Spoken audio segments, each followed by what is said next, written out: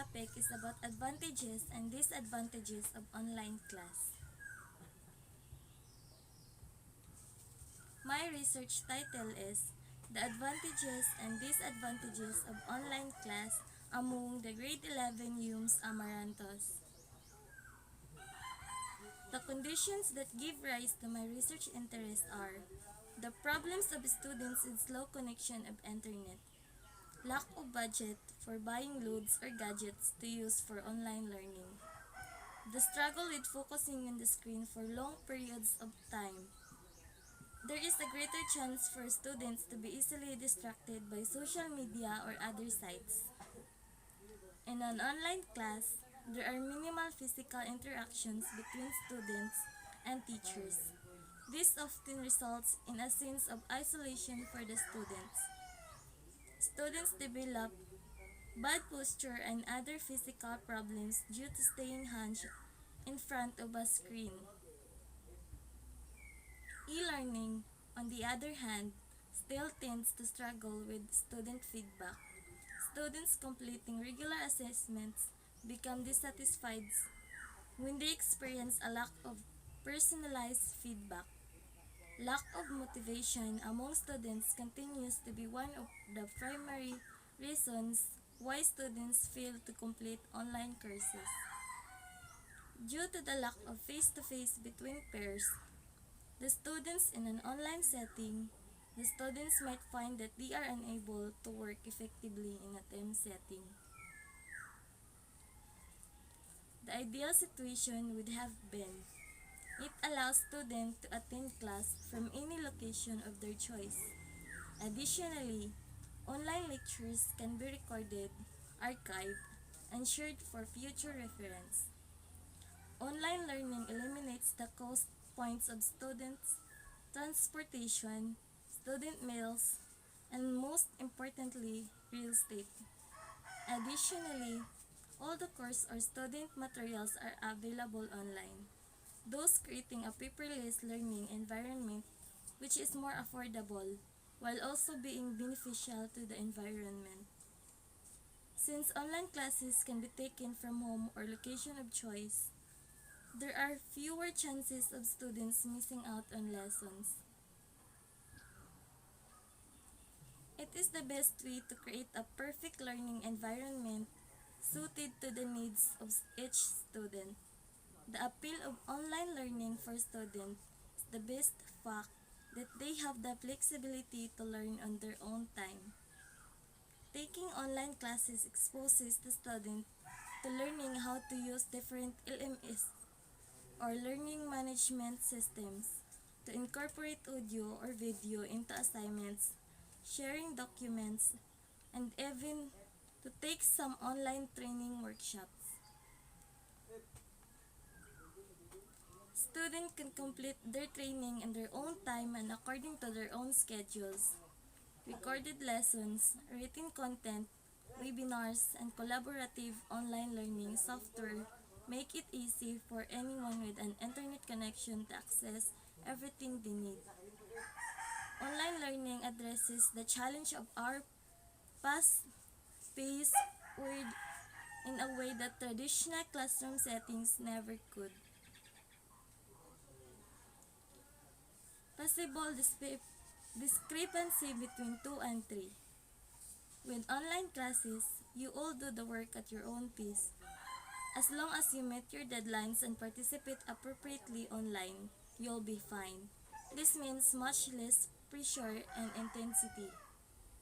The students cannot be directly observed during assessments without a video feed, making cheat detection during online assessments more complicated than for traditional testing procedures.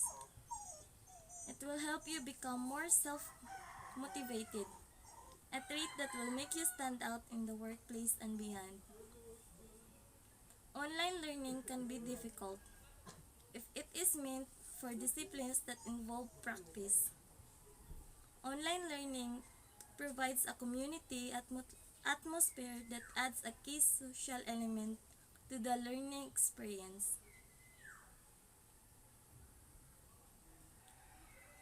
The following intervention has been done to solve the problem and the outcomes were.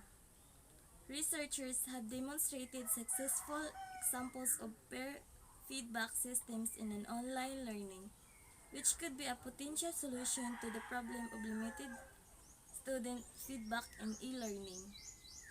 Additionally, this disadvantage of e-learning is sometimes solved through video chats with professors, which function similarly to the professors which hours during on-campus training. Some of the ways to combat loneliness and such isolation in online learning could be promoting increased interaction between online students, utilizing blended learning environments, monitoring the students for signs of social isolation, building strong self-motivation and disciplinary skills is key to succeeding in an online learning environment. Additionally, face-to-face communication with professors can be substituted with online communication, and peer-to-peer activities should be promoted between online students similarly as it would be in traditional classrooms. Peer-to-peer group activities and online lectures which require communication must be even in an online learning environment. In doing so, we can ensure that e-learning does not fail to teach students the communicational skills necessary to succeed in real working environments.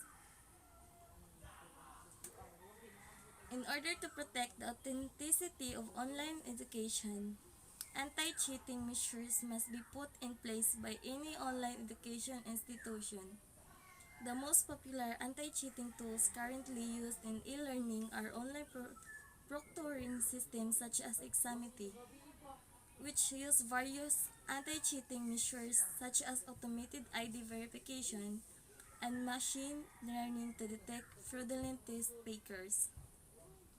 In e-learning, face-to-face communication must be substituted with another method of communication. For example, video chats, discussion boards, and chat rooms could help deal with the negative effects associated with a lack of face-to-face communication during online learning. The following facts or findings have been reported in the related studies about the problem. According to Wikipedia, they break down age groups on online students as follows. 24.5% of students enrolled in some form of distance education were between the ages of 15 to 23. 35.5% of students enrolled in some form of distance education were between the ages of 24 to 29. 41% of students enrolled in some form of distance education were 30 plus years of age. According to Vidamo, when this data is further boiled down, the picture shifts to show that although distance learning is not exclusive to the 24 age brackets, older students tend to study in distance learning program at a higher rate than younger students.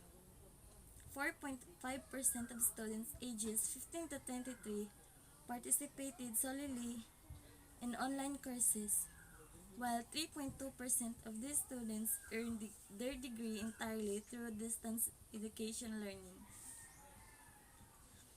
10.4% of the 24 to 30 age group students were enrolled in any online courses, while 8% of these students actually earned their degree through an online format only.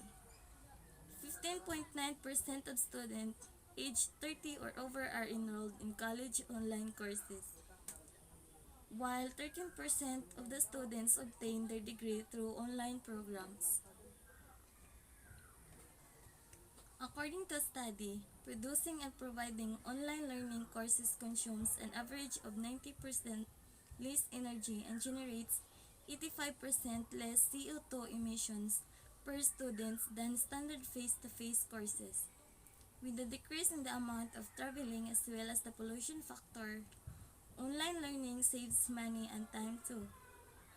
To make sure that learning remains unhampered as the country battles the pandemic, the Department of Education or DepEd will be implementing a distance learning approach when classes start on August 24, 2020. The decision to open schools in the middle of the health crisis was met with criticisms. Parents and students had criticized the DepEd's decision, as the finances of households have been affected by quarantine policies. Some question the soundness of the policy, as some households don't even have access to the internet or a computer. Meanwhile, the DepEd maintained that lack of access to technology should not be a problem, as schools will be providing printed modules for students. During press briefing on May 28, 2020, DepEd Undersecretary Nepomuceno Malaluan said that a decline in enrollment was for certain, as some parents might be unable to facilitate learning at home. Lessons will also be delivered via radio and television. Last May 2020, the DepEd said that Presidential Communications Operation Office Secretary Martin Andanar had offered government-run television and radio stations as platforms for delivering lessons during the pandemic. Research problem. This study determines the advantages and disadvantages of online class among the grade 11 UMS Amarantos. Especially, it aims to answer the following problems.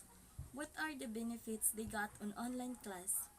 What are the common problems faced by students on online learning? What are the common problems faced by students on online learning? How does this kind of learning help to the students? What is the most problematic situation have you experienced while having your online class? How did you manage your problems on online class? As a student, how did you pass those challenges? What is the most frustrating situation while you are having your online class? What should you do to pass those challenges? How does online class can help you to reach your goals? What can you say to those who give up easily because of problems on online class? What is the most important thing you can do to be successful on your studies in this system to achieve your goals? Do you still wanted to finish your studies even if it's hard for this kind of situation? Why? Would you recommend this kind of study to those who can't go outside? Why? Research design, narrative research. Data gathering procedure, individual in-depth interviews or IDIS. Data analysis, thematic analysis.